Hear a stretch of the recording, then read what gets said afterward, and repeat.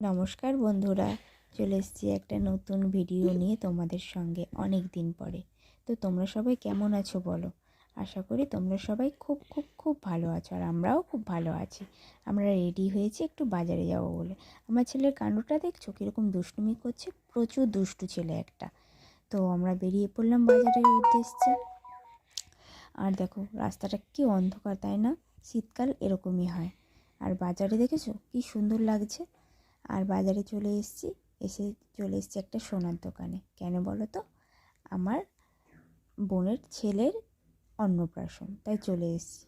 বড় মেমি যেহেতু হই, কিছু তো একটা জিনিস দিতে হবে, তাই না বলো? তাই নেওয়া হয়েছে আমার সোনার জন্য একটা গিফট। কী নিলাম দেখতে থাকো, বুঝতে পারবে আমার সোনুর জন্য কী নিয়েছি। এই দেখো একটা আংটি কিনেছি আমার সোনুর জন্য। আর খুব মানিয়েছিল ওর হাতে, খুব ভালো লাগছিল। বাচ্চা না, বাচ্চাদের যা পড়ে তাতেই ভালো লাগে।